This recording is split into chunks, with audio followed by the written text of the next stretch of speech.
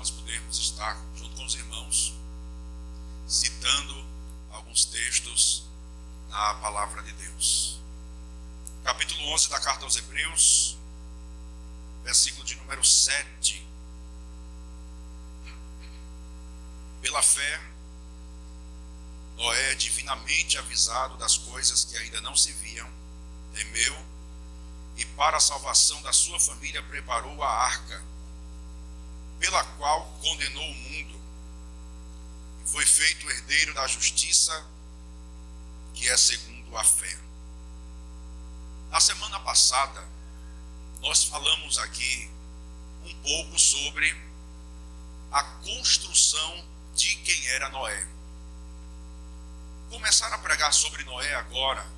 Noé preparou a arca, mas na época não tinha o que nós temos hoje. Não tinha textos escritos, não tinha essa revelação da palavra de Deus. Era tudo muito arcaico ainda naquele tempo. Então Noé simplesmente ouviu uma voz mandando que ele preparasse uma arca, porque Deus iria mandar chuva. Só que a palavra chuva não fazia nem parte do vocabulário daquele tempo. Por quê? Porque nunca havia chovido sobre a terra. E aí Noé simplesmente ouve a mensagem, crê naquela voz e vai passar mais de 100 anos preparando a arca. Surge uma pergunta que é inevitável. De onde surgiu a fé desse homem?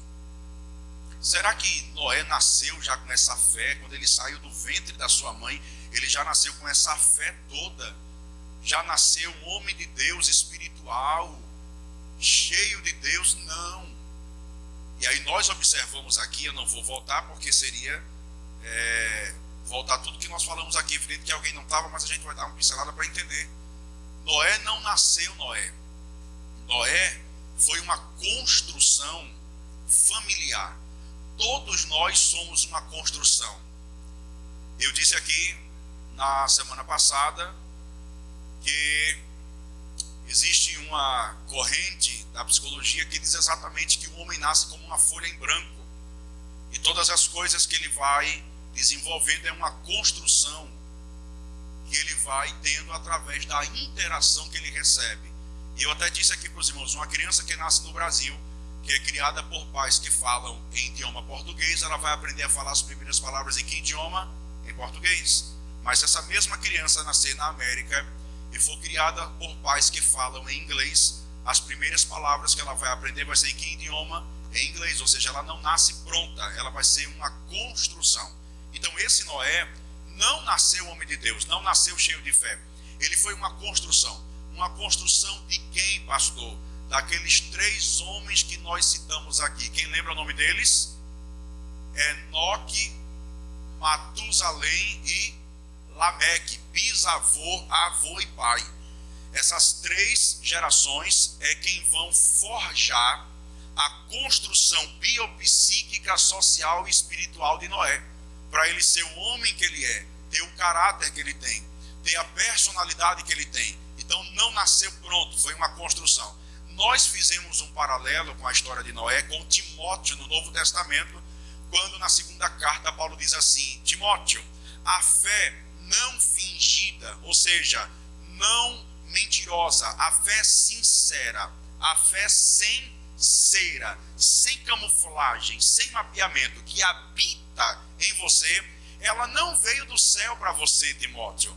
Ela não veio de Deus diretamente para você, Timóteo. A fé não fingida que habita em você, primeiro ela habitou na tua avó Loide, depois na tua mãe Eunice, e depois perpassa para você. Ou seja, Timóteo não nasce Timóteo, Timóteo não nasce obreiro, Timóteo não nasce pregador, Timóteo não nasce homem de Deus. É uma construção familiar. E detalhe que eu não falei semana passada, e nessa introdução vou citar: o pai de Timóteo nem crente era grego. Então percebam que a dificuldade que houve na casa de Timóteo ainda foi maior do que na casa de Noé, mas nos mostra o ímpeto, a garra e a firmeza de duas mulheres, uma mãe e uma avó, que embutiram na cabeça de Timóteo as sagradas letras e as sagradas escrituras. Quando você vê Paulo recomendando a Timóteo, não abandone a fé, permaneça nas sagradas letras que você aprendeu desde a tua meninice. Quem ensinou? Não foi o profeta, não foi o pastor, não foi o apóstolo, não foi o pregador. Quem ensinou? A mãe e a avó dentro da própria casa. Quero com isso dizer-lhes, para vocês se inteirarem no contexto em que estamos, que é uma construção. Um homem de Deus, uma mulher de Deus, um jovem de Deus, um adolescente de Deus, é uma construção que passa diretamente na mão dos pais. Eu disse aqui semana passada, o salmista declara: filhos são flechas nas mãos do arqueiro. O que é isso, pastor? A linguagem do salmo é que nós, como pai e como mãe, nós somos o arqueiro e os filhos são as flechas que estão na nossa aljava. Agora, quem é que tem a responsabilidade de tirar a flecha da aljava, colocar no arco e acertar o alvo? É a flecha que faz isso por si só? Não. Quem é que tira a flecha da aljava? O arqueiro. Isso nos fala do processo do momento em que o filho tem que desapegar do pai, senão não desenvolve. Tem que sair da aljava mesmo. O pai que tem os filhos nas mãos tem que fazê-los acertar o alvo, de maneira que quando os filhos erram o alvo, há uma participação dos pais, porque são os pais quem forjam o caráter e a personalidade do filho, desde a primeira infância, a segunda infância, a terceira infância, a adolescência e assim sucessivamente, porque todo ser humano está em processo de desenvolvimento até o dia de morrer. Se vinculava a um pensamento há anos atrás, depois de uma certa idade a gente não muda, a gente não cresce, a gente não desenvolve, muito pelo contrário, a ciência moderna já declara que todo ser humano está, através da sua personalidade, em um desenvolvimento contínuo até o dia de morrer. Ou seja, a gente só para de desenvolver quando vestir o paletó de madeira. Agora, evidente que as bases dessa personalidade são lançadas lá na primeira, segunda e na terceira infância. E aí a responsabilidade é exatamente dos pais, dos tutores, de forjarem esse caráter, essa personalidade, ensinarem Deus e não apenas a secularidade. Eu disse aqui semana passada que tem pais que sentam com os filhos para ensinar matemática, gramática, geografia, história. É ruim, pastor? Não, é bom. Tem que ensinar, com certeza, tem que ensinar. Mas o problema é quando o pai só se preocupa em sentar com o filho para ensinar matemática, geografia, história e por aí vai, e não senta para ensinar Gênesis, Êxodo, Deuteronômio, João, Mateus, Atos dos Apóstolos. O que é que vai acontecer com ele, pastor? Certamente, se ele levar adiante, vai crescer um ótimo estudante, um bom acadêmico, um formidável profissional, mas Jesus vai continuar dizendo: de que adianta ganhar o mundo todo e perecer no inferno? Adiantou criar o filho só na matemática, na geografia, fazer dele um ótimo profissional e a alma dele ir para o inferno? Então, senta para ensinar matemática, mas abre Romanos para ensinar a ele também que quem fez os céus e a terra não foi o Big Bang, que o homem não é um processo do evolucionismo, mas que foi Deus que criou todas as coisas, que ele manda lá, manda aqui, manda lá embaixo também. Então tudo isso que a gente vai forjando na criança, vai construindo a personalidade dela, e aí por isso que Salomão diz: ensina o menino no caminho que deve andar, e quando ele crescer, vai fazer o quê?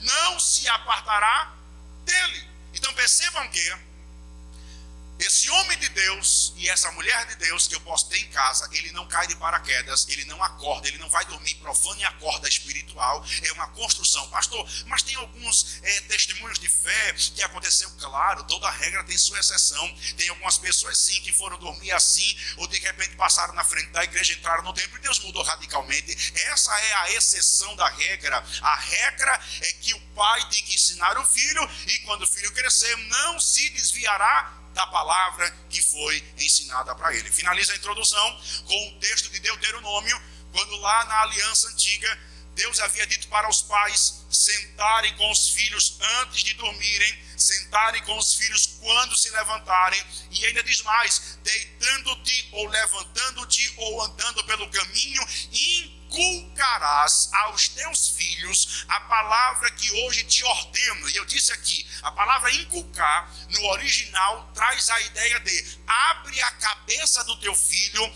pega a lei e joga dentro da cabeça dele. Aí a lei dizia assim, faça isso andando pelo caminho, faça isso antes de dormir e faça isso quando se levantar. E aí o que é que vai acontecer? Quando esse menino que foi inculcado pela palavra de Deus desde a tenra infância, quando ele crescer, ele não vai se desviar do caminho da palavra de Deus. Então, quero com isso dizer a todos nós que estamos aqui, que nas nossas mãos está a responsabilidade de construir um homem de Deus e uma mulher de Deus dentro da nossa própria casa, e que serão eles que vão influenciar a rua que a gente mora, o bairro que a gente mora, a faculdade onde a gente estuda, o ambiente do trabalho onde nós estamos envolvidos, porque passou pela nossa mão e nós não fomos omissos quanto à nossa responsabilidade. Então, dentro desse panorama,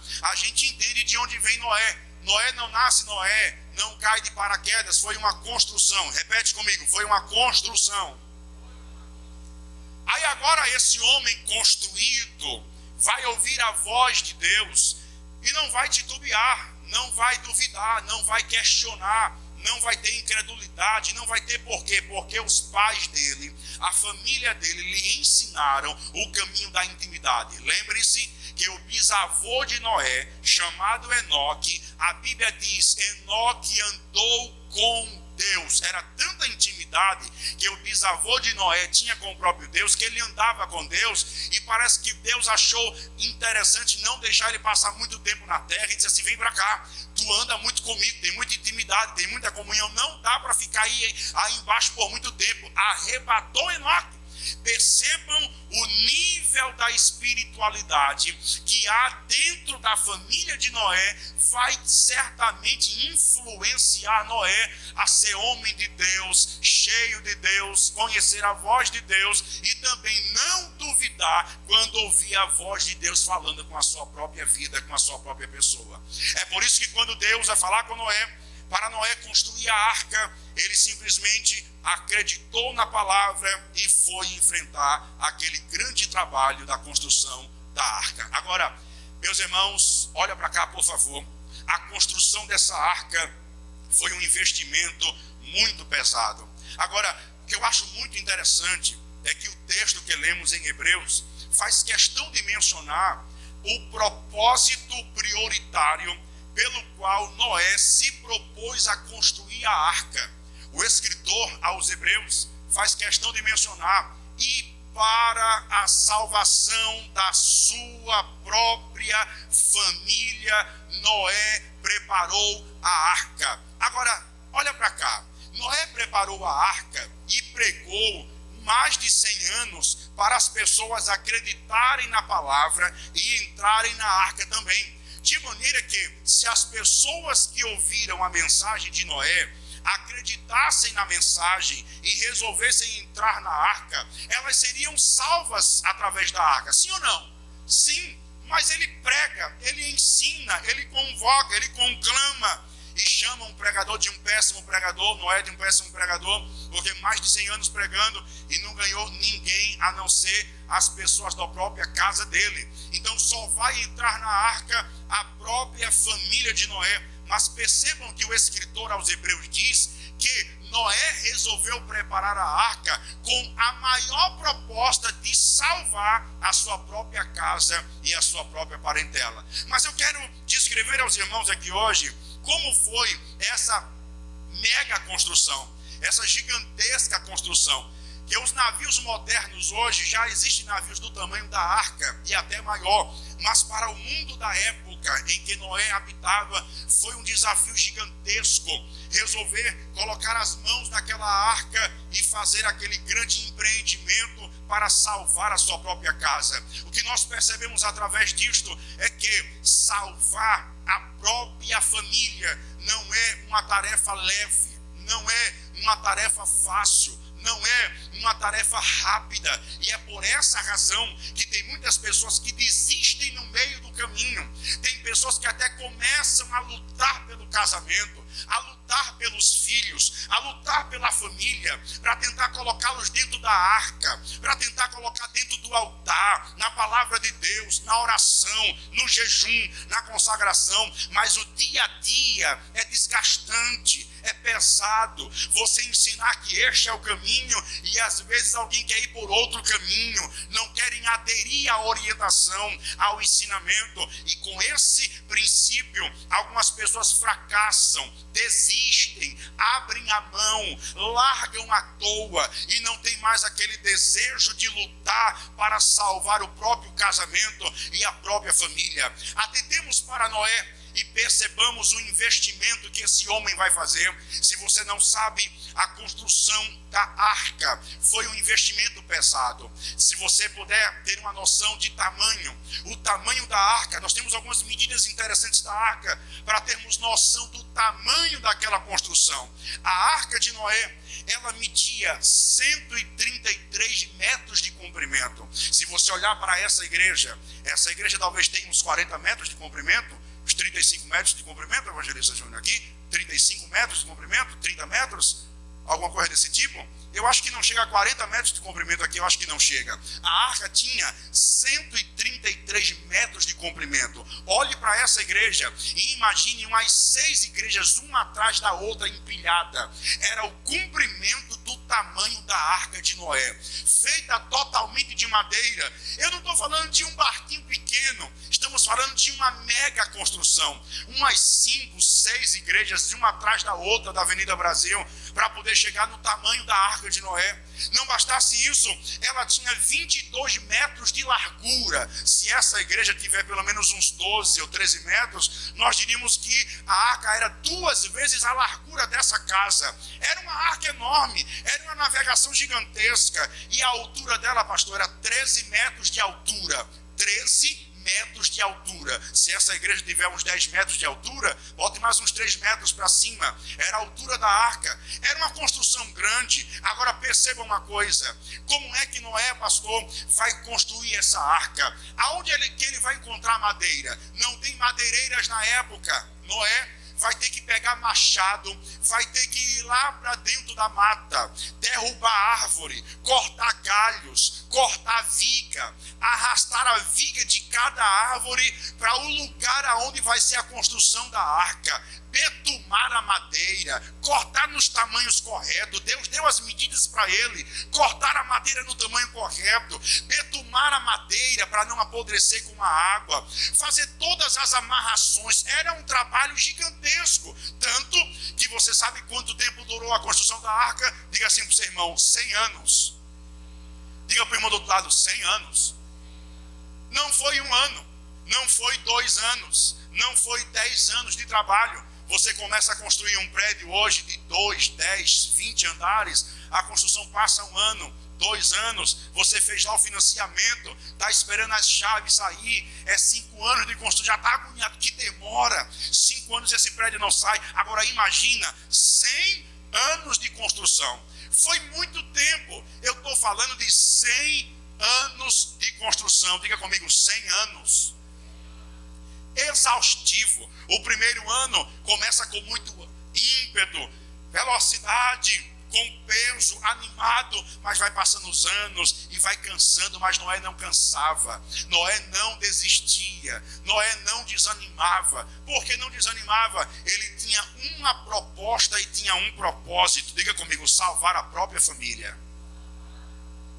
E a pergunta que não quer calar para todos nós é: quanto você está disposto a pagar pela salvação da sua própria família?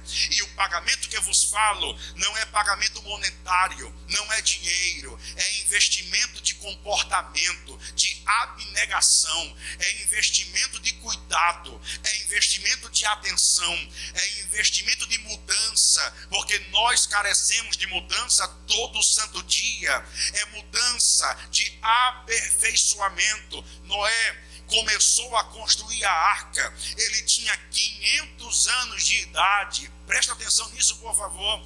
Noé tinha 500 anos de idade quando começou a construir a arca. Ele vai terminar a construção com quase 600 anos de idade. Foram 100 anos, o velho trabalhando incansavelmente, mas olhava para Cã, olhava para Sem, olhava para Jafé, os seus 3 filhos, olhava para as suas noras, olhava para a sua própria esposa e declarava, não com palavra, porque tem hora que palavra não resolve, mas declarava com atitude, através do trabalho. É cansativo, mas não vou desanimar, é exaustivo, mas não abro mão da minha mulher, é pesado, mas não desisto dos meus filhos, eu vou trabalhar até o fim, até construir a arca e colocá-los dentro da minha própria casa. A construção foi pesada,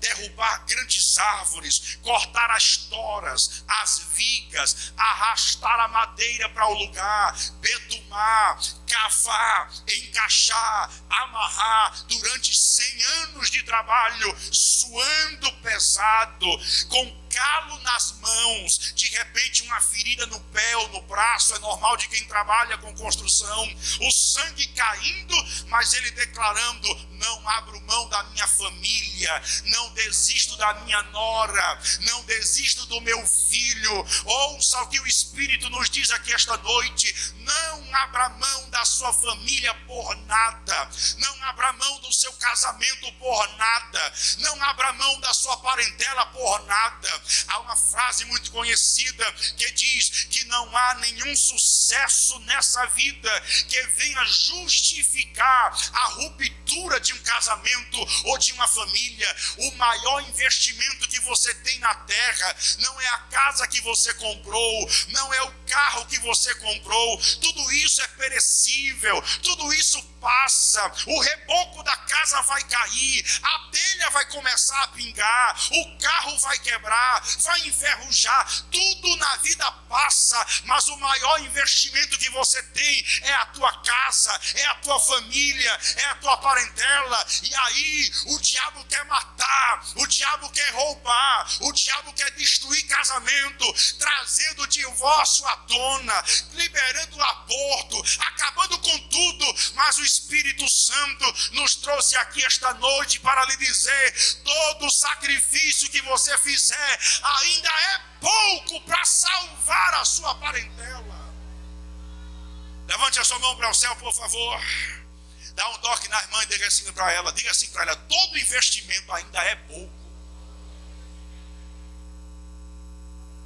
Não desista da sua família por nada, quanto mais por pouca coisa. Agora escute bem, a dinâmica do trabalho da arca, não dá para Noé fazer a arca sozinho. Quem é que constrói? Quem é que constrói um negócio desse tamanho sozinho? Não tem como construir.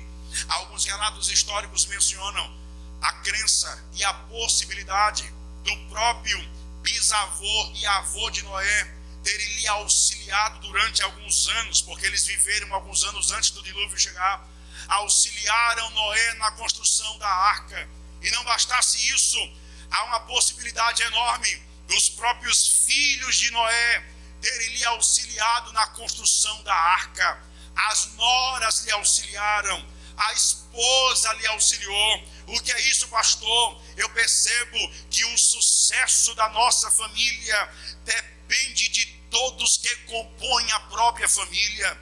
Há uma máxima que diz que uma andorinha só, ela não faz verão, e não faz mesmo não. É preciso uma participação simultânea de todos que compõem aquela casa na construção de uma grande obra de Deus para ser realizada. E é tão interessante isso, que nos menciona as entrelinhas do texto, que enquanto Noé está com seus filhos, suas noras, sua família, construindo a arca. Em contrapartida, ele está construindo a arca e está verbalizando a mensagem de Deus. E a mensagem de Deus era exatamente essa: Deus vai mandar chuva. Era motivo de riso para os incrédulos. Vai mandar o quê? Chuva. O que significa chuva? A água vai cair do céu e vai vir na terra. Está ficando louco. Já está com quase 600 anos de idade. Está velho. Está passando do tempo. Está falando coisa com coisa. Nunca choveu sobre a terra. Enquanto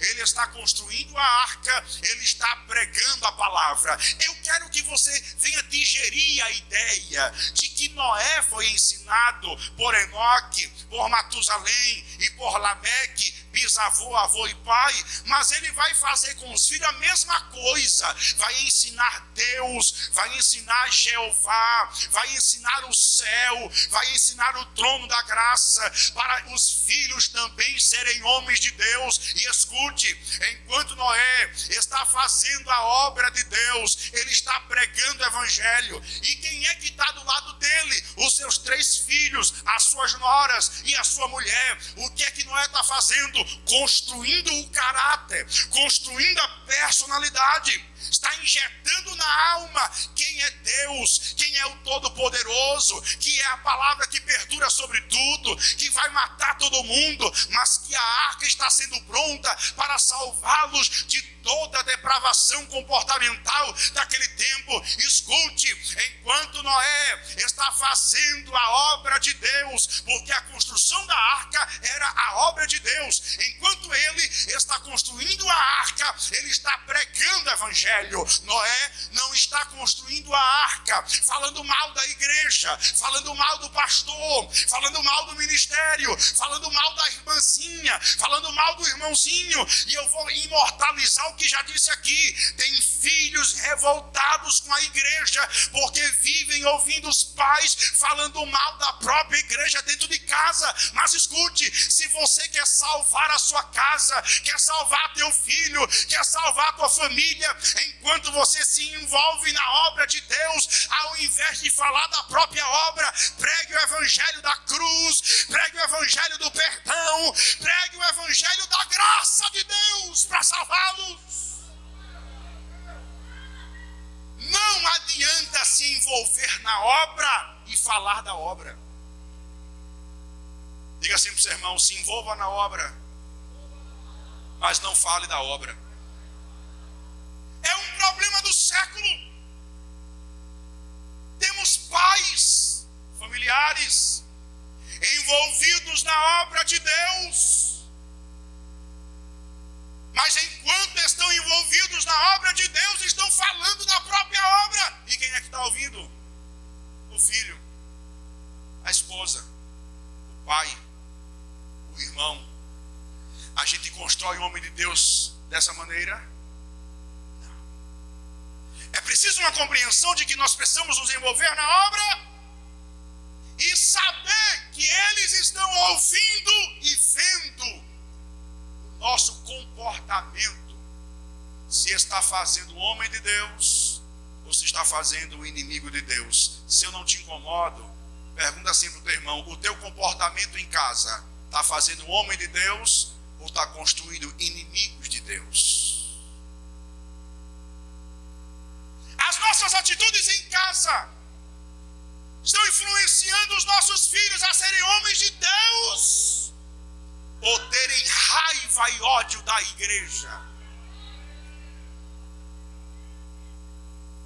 Ser homem de Deus não é só estar na igreja marchando, pulando, profetizando, falando em línguas. Não, ser homem de Deus é entrar em casa e saber falar aquilo que vai edificar o filho que está na sala escutando. Ser homem de Deus é entrar em casa e saber tratar com a esposa e tratar com quem quer que seja aquilo que vai edificar. Sabe por quê? Porque tem pais hoje pagando preço. O filho não quer nada com Deus, o filho não quer nada com a igreja, revoltado com a igreja, e o pai declara: ora pelo meu filho, que o diabo se levantou. Diabo se levantou coisa nenhuma. É a lei da semeadura. Você plantou e está colhendo, mas antes tarde do que nunca. Deus te trouxe aqui para te alertar. Tenha cuidado com o que você faz em casa, que está preparando alguém para alguma coisa.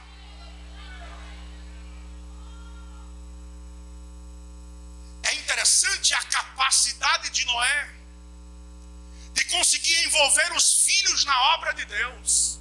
A construção da arca era a obra de Deus, e Noé teve a capacidade de envolver os filhos na obra de Deus. Teve a capacidade de envolver a esposa na obra de Deus. Teve a capacidade de envolver o avô, o bisavô e o pai na obra de Deus. Amados, Deus nos colocou como a autoridade do lar. A maior autoridade do lar e da terra é o pai e a mãe. Você não sabe o peso, a importância e a relevância que tem um pai e tem uma mãe. Eu disse esses dias aqui em Maraguape 1, o pai e a mãe são os primeiros modelos de identificação da criança. Depois dos pais, as professoras na escola. É a segunda maior autoridade na construção da persona da criança. Por que é que você acha que há um interesse terrível do governo e do sistema que jaz no maligno de implantar nas escolas a ideologia de gênero, todo tipo de tolerância, que a igreja não prega, a igreja não prega intolerância, mas o sistema quer colocar na escola a ideologia de gênero como sendo normal, tudo ao contrário. Por quê? Porque se não dá para mudar o conceito do pai e da mãe que ensina a criança em casa, que é a maior autoridade, o que é que eu faço? Eu coloco esse sistema na segunda maior autoridade, que é o professor na sala de aula, na escola. Por isso a importância de você sentar em casa para pregar para o seu filho que Jesus fez macho e fez fêmea, fez homem e fez mulher. E acabe com esse negócio que o que passar disso é procedência maligna.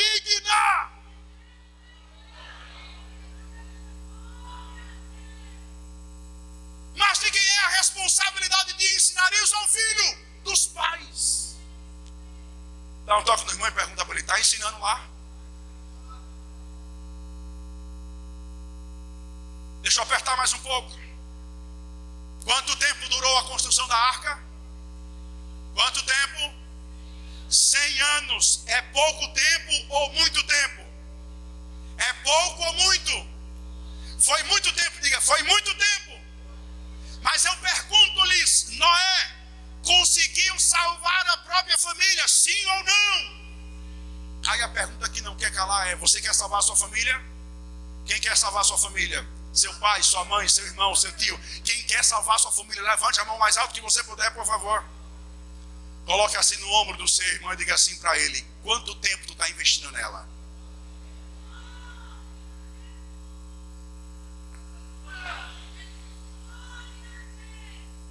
Noé salvou, mas passou 100 anos. Pergunta para o vizinho do outro lado: quanto tempo você está investindo lá?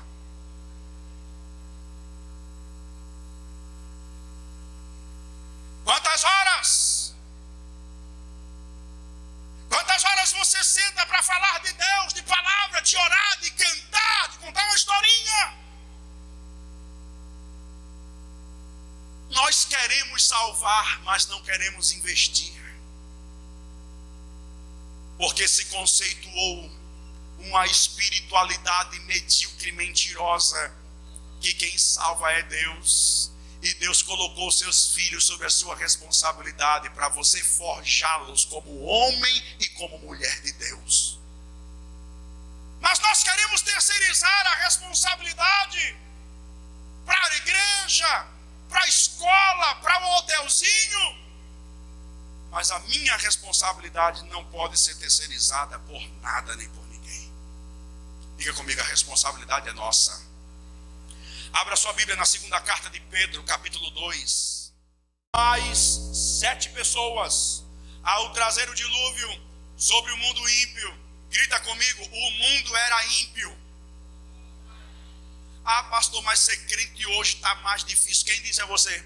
O mundo na época em que Noé viveu era um mundo depravado, era um mundo corrompido, era um mundo ímpio, ao ponto de Deus declarar, vou matar a todo mundo. Você já ouviu a expressão sodomitas? Era exatamente as práticas em Sodoma e Gomorra, práticas abomináveis, práticas pecaminosas diante de Deus. O mundo estava corrompido. Eu quero dizer-lhes esta noite que há depravação da sociedade, que há depravação do sistema mundano, mundial que nós vivemos, que há depravação de toda a esfera da sociedade. Não justificam o fracasso da espiritualidade daqueles que moram na nossa casa. A Bíblia menciona que Noé, em contrapartida da depravação do mundo em sua época, Noé conseguiu salvar os seus filhos em um mundo ímpio. Escute, o mundo pode ser ímpio, a faculdade pode ser profana, o ambiente no trabalho pode ser depravado, mas você vai salvar ele com aquilo que você ensina dentro da sua própria casa. Vocês são criados nesta casa e escutaram como eu escutava. O saudoso pastor Zito dizia aqui, ele dizia dessa maneira, o crente pode entrar dentro do inferno, mas o inferno não entra dentro do crente. Como é que isso acontece, pastor? Quando esse crente está dentro de casa, forjado, blindado pela palavra, pela autoridade, pelo Espírito Santo, ele vai entrar lá naquela sala da escola que é um verdadeiro inferno, com lésbicas, com homossexuais, com drogado, com alcoólatra, mas o teu filho, cheio de Deus, que foi na tua casa, vai entrar lá dentro e o inferno não vai entrar dentro dele, muito pelo contrário, aonde ele entrar, fará a diferença. Vão declarar que rapaz diferente, que moça de Deus, que homem de Deus, tudo isso é resultado do que eu faço com eles dentro da minha própria casa. Já há alguns projetos, escute, estou falando do nosso tempo, já há alguns projetos da Igreja Assembleia de Deus, tem uma escola a nível nacional, uma escola cristã. Não tenho nenhum problema com isso, até acho bom e acho muito interessante, mas tenho algumas ressalvas com alguns pensamentos. Quais, pastor? Um pensamento que escutei um dia de um companheiro pastor, ele disse, eu acho até melhor a escola, porque a gente vai tirar os meninos do mundo, desse rol de amizade e dessas coisas. Eu entendo em partes, mas discordo em outras. Discordo em que parte, pastor? Porque a partir do momento que eu tento dessocializar o meu filho desse ambiente, vai chegar um momento que será inevitável. Vai chegar um momento em que vai ter que ir para a universidade, vai ter que ir para a faculdade, e aí não vai ter a universidade cristã, vai ter que ir trabalhar, e no mundo corporativo não vai ter a empresa cristã para trabalhar. Jesus disse, vocês são sal da terra e são luz do mundo. Você tem que brilhar, não é aqui dentro, tem que brilhar lá fora. Você tem que salgar, não é aqui dentro, tem que salgar lá fora. Agora, como é que vai salgar se o sal já está insípido, perdeu o sabor? Como é que vai iluminar se o candelabro já perdeu o azeite da graça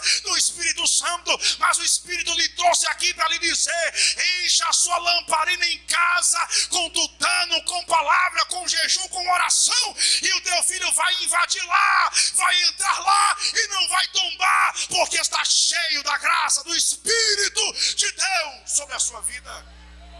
Levante a sua mão para o céu, por favor. Olhe para as suas mãos e diga assim, passa por você.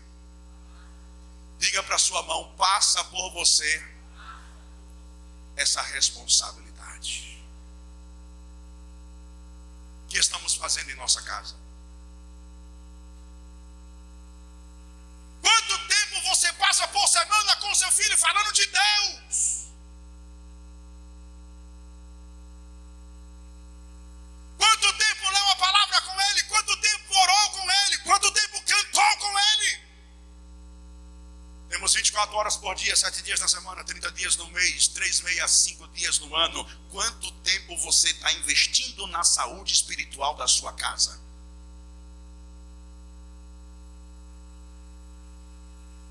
A responsabilidade é nossa.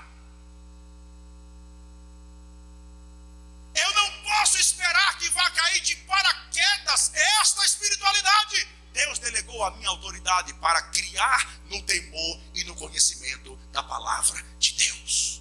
Qual o problema? Salomão diz, ensina ao menino no caminho em que deve andar. Salomão não disse, ensine o caminho, ensine no caminho. Qual a diferença, pastor? Ensinar o caminho é a irmã me perguntar, pastor, aonde é o supermercado todo dia? É ali, irmão, vá direto e dê à direita, chegou no mercado. Isso é ensinar o caminho. Ensinar no caminho é, me siga e venha comigo, eu vou te ensinar. E você vai caminhando e a pessoa vai lhe acompanhando. Salomão disse, não é para ensinar o caminho com a palavra, é para ensinar no caminho com a prática. Sabe por quê? O teu filho não é modelo. Eu disse aqui semana passada, Albert Bandura, o psicólogo, disse, os seus filhos não são modelados por aquilo que escutam, os seus filhos são modelados por aquilo que vê. O seu comportamento, a sua prática de vida, a sua conduta moral, por onde você passa, como você trata, como você resolve, está modelando o comportamento do teu filho. Isso me preocupa, porque existem filhos que, se dependerem do investimento dos pais, nunca serão homens de Deus. Diga misericórdia. É uma verdade, sim ou não? Colocamos a responsabilidade para a igreja, colocamos a responsabilidade para o círculo de oração infantil, colocamos a responsabilidade para as crianças na escola bíblica dominical, colocamos a responsabilidade para a escola bíblica de férias, mas tudo isso é secundário. Deus delegou para você a maior responsabilidade na construção deste homem e dessa mulher.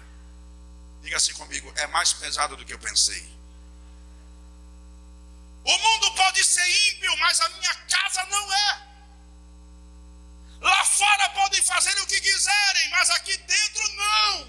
Que aqui dentro existe uma palavra que rege o comportamento da minha família. Escute. 1 Pedro capítulo 3, versículo 20. Quem achar, leia, por favor. Primeira carta de Pedro, capítulo 3, versículo 20.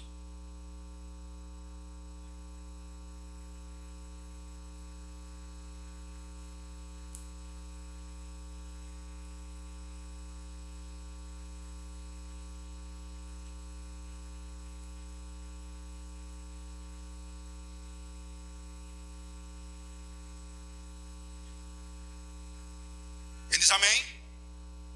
Olha o que o texto diz. Os quais, noutro tempo, foram rebeldes, quando a longanimidade de Deus... Eu queria que você repetisse essa parte desse versículo comigo e grava, por favor. Repete comigo. Quando a longanimidade de Deus esperava por Noé, enquanto se preparava a arca. Irmãos, isso é terrível, olha para cá. O que é longanimidade? É a capacidade de ser longânimo, paciente, que espera durante muito tempo, é longânimo, é tardio em irar, demora, é pavio longo. Olha o que Deus disse, que a longanimidade de Deus foi exercida durante a construção da arca. Quantos anos durou a construção da arca? O que é que o texto quer dizer? Que a longanimidade de Deus durou quanto tempo? 100 anos. Agora escuta para entender o que o texto quer dizer. O texto diz que Deus teve paciência com Noé. Deus foi longânimo com Noé. Deus teve paciência, ou seja, Deus esperou por Noé, grita comigo, 100 anos. E por que é que Deus esperou? Porque Noé estava trabalhando para salvar a sua própria casa. Diga comigo, Deus deu tempo para Noé. Deus queria matar o povo para ontem. Quando Deus disse a Noé, vou matar, não era matar, Deus queria matar para ontem. Pecado subindo as narinas de Deus. O Gênesis faz questão de mencionar que Deus se arrependeu de ter feito o homem. Para você ver o nível de rejeição de Deus para com o próprio filho, com a própria criatura. Era para matar o povo para ontem. Mas ele não mata, ele espera quantos anos? Quantos?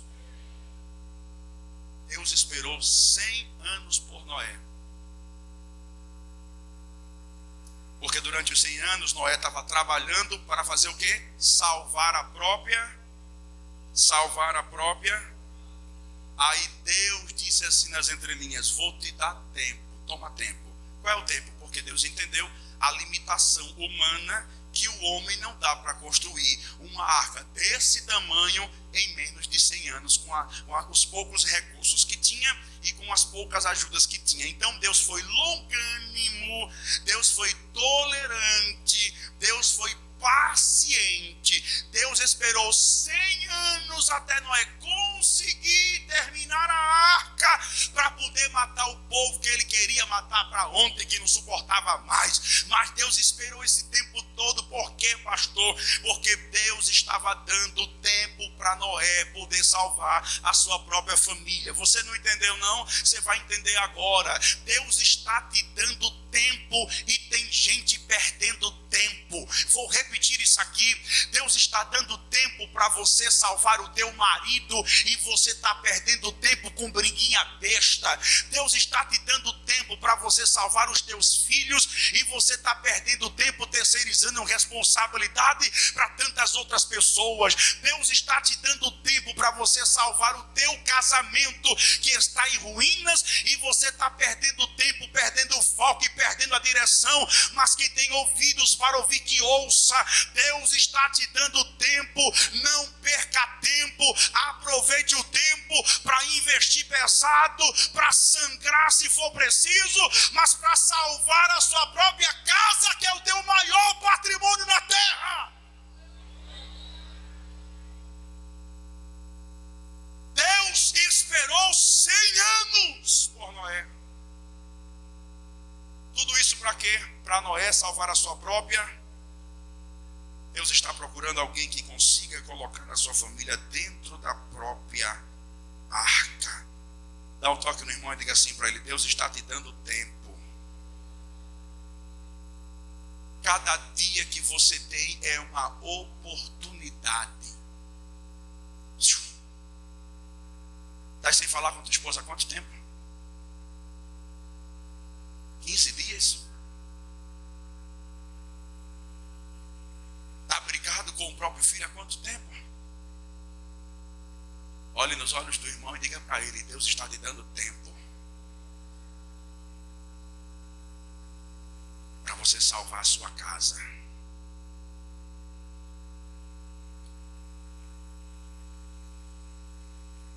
O que é que nós estamos fazendo com o tempo que Deus está nos dando?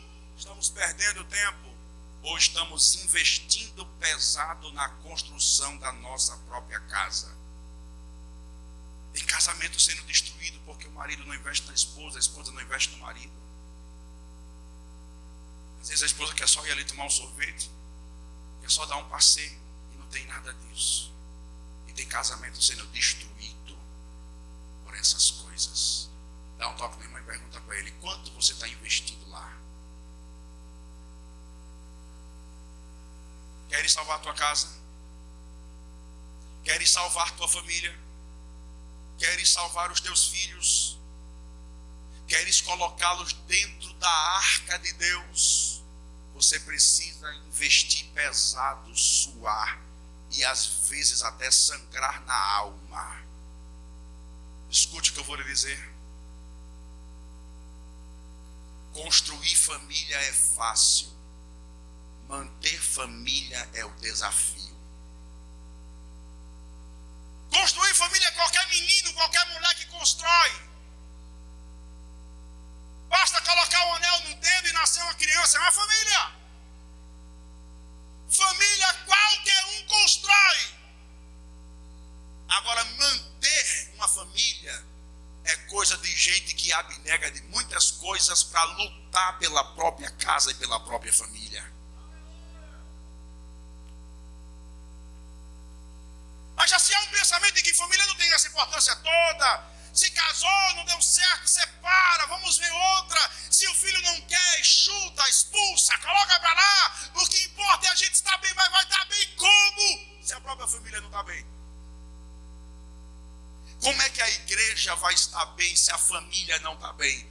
Como é que o círculo de oração vai estar bem se a família não está bem? Aí é por isso que a igreja não presta, pastor não presta, diácono não presta, presbítero não serve, a irmãzinha também não vale de nada, a igreja piorou, nada serve, nada presta. Mas o problema não é as ramificações, o problema é a célula máter da sociedade, que é a família. Está desgarrada, ultrapassada, esquecida, rejeitada, não tem amparo, não tem investimento, não tem atenção. Aí bota logo o diabo em cena, o diabo se levantou, o diabo está irado, estão colocando o diabo onde ele nem passou perto, porque muitas vezes é problema nosso, é falta de investimento da própria casa e da própria família. Aí o diabo vem mesmo.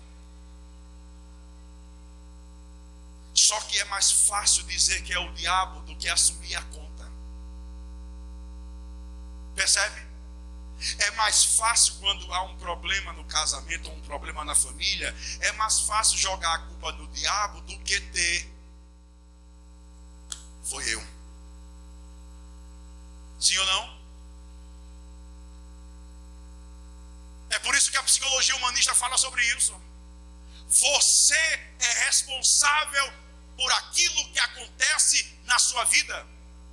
Nietzsche fez uma frase que disse, frase conhecida, vou encerrar com ela por causa do tempo. Mas o filósofo Nietzsche, ele fez uma frase: Deus está morto. Cada um que interpreta da sua maneira. Aí interpretaram que o camarada queria matar Deus. Fizeram de tudo. Literaturas, filmes, aí o cara que tentou matar Deus. Diz isso quem não conhece da história da filosofia. Mas o que Nietzsche queria dizer não era que Deus... Nietzsche não queria matar Deus. Como é que vai matar aquilo que não se vê? O que é que Nietzsche quis dizer, pastor? Simples. Nietzsche foi um grande opositor a um sistema eclesiástico deturpado. Não era a igreja como um todo, mas a um sistema deturpado. Que dizia o quê, pastor? Simples. Tudo o que acontecia, o camarada, é Deus. O que era de bom, é Deus. Tudo de ruim é o diabo. O crente andava na rua, levava uma topada. Ei, Satanás do inferno botou essa pedra aqui. Ou tudo é Deus quando é bom, ou tudo é ruim quando é o diabo. Aí Nietzsche, não, para vocês aí que dizem que são crentes da igreja, Deus está morto. Está morto por quê? Porque vocês matam Deus com as vossas atitudes. Como assim, Nietzsche? Ele estava querendo dizer o seguinte: vocês são responsáveis pelas escolhas que vocês fazem. É a lei da semeadura. O que você escolhe traz consequência. E você não pode botar a culpa da consequência em Deus ou no diabo, quando foi você que escolheu. Então vocês que colocam Deus onde Deus não está, para vocês Deus está morto.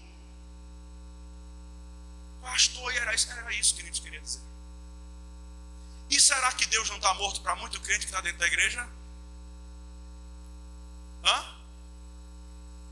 Que dizemos uma coisa, mas praticamos outras totalmente diferentes, sim ou não? A gente prega perdão, mas não perdoa. A gente prega amor, mas não ama. A gente prega abraço, mas não abraça. A gente prega ajuda o próximo, mas não ajuda. A gente prega santidade, mas não anda na santidade. A gente prega oração, mas não está preocupado em orar. A gente prega e lê a palavra, mas não está preocupado em ler. Nós matamos Deus diariamente. Não é com a nossa falácia, é com a nossa conduta que não condiz com aquilo que eu prego. Aí Nietzsche gritou para essa geração aí, que coloca Deus onde Deus não está, e que diz que Deus fez aquilo aquilo que ele não fez, porque não tem capacidade de assumir a escolha que fez e quer colocar a autoria para outro ser divino que não pode se defender, Deus está morto. O maior investimento que se pode fazer hoje, escute, é na sua família. E a pergunta que não quer calar, e essa a gente vai levar para casa hoje: quantas horas por dia você investe na sua família? Quantas horas por dia você investe nos seus filhos? Quantas horas por dia você investe na sua mãe, no seu pai? E aí, como é que vai ter um Noé dentro de casa? Como é que vai ter um Timóteo dentro de casa, se o investimento não está sendo tão pesado quanto foi na vida deles? Eu não tenho mais tempo para continuar hoje, mas na próxima semana eu vou continuar. Na próxima não, que é ceia, na outra, dentro desse mesmo assunto de Noé, que teve essa capacidade de jogar os filhos na obra de Deus, porque enquanto fazia a obra, pregava o evangelho e não falava da própria obra. Mas há um fato que eu não vou explicar para vocês, mas vou só citar para vocês ficarem mastigando durante os dias. Você já ouviu alguém pregando?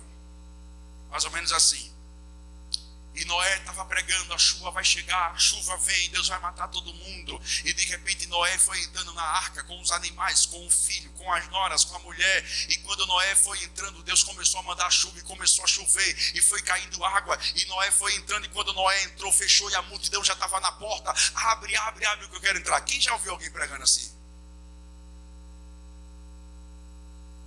Você sabia que quando Noé entrou na arca, nem chovendo estava? E vou dizer só mais uma para a gente ficar de pé e encerrar. Depois que Noé terminou de construir a arca, ele só entrou na arca quando Deus mandou ele entrar. Diga amém? E quando Noé entrou na arca com todos os animais, filhos e noras e mulher, sabe quantos dias Noé passou lá dentro e não caiu nenhuma gota, quanto mais chuva? Diz aí para o teu irmão: 7 dias.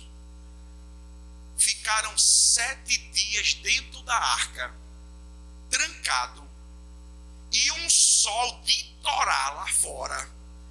E se o povo já dizia que Noé com 600 anos era doido, que estava pregando um negócio que nunca tinha acontecido, imagine depois que ele entrou na arca, passou o primeiro dia, o povo: sol de torar, nem esse cara está mais doido do que a gente pensava. Passou o segundo dia, disse: rapaz, sai daí de dentro, tu não está vendo que isso é loucura? 3, 4, 5, 6 dias e não caiu uma gota d'água. Aí eu faço uma pergunta para a gente levar para casa: Noé ficar lá dentro, beleza, tudo bem, Deus falou com ele? Não. Agora, o que levou, eu não vou nem falar dos filhos, que o filho vai ser pelo pai e tal, né? A mulher, o que levou as noras a ficar lá dentro, depois de 7 dias, olhar pela janelinha assim, vê se está chovendo, sol terrível? O que levou aquelas mulheres lá, as noras, os filhos e a mulher também, mas eu quero focar só nas noras. O que levou as noras a permanecerem 7 dias dentro da arca, num calor infernal, cheio de animal, com os desjeitos lá dentro? O que levou elas a permanecerem lá dentro, mesmo sem ter chuva do lado de fora? Pergunta para o irmão: o que foi que levou elas a ficarem lá? Vamos ficar de pé, semana que vem eu conto para vocês. A minha família é bênção do Senhor, ensina a tratar minha família com amor, edifica minha casa para o teu louvor. A minha família é um presente do Senhor. Vamos cantar esse corinho para a gente terminar? A minha família é bênção do Senhor, ensina a tratar minha família com amor, edifica a minha casa para o teu louvor.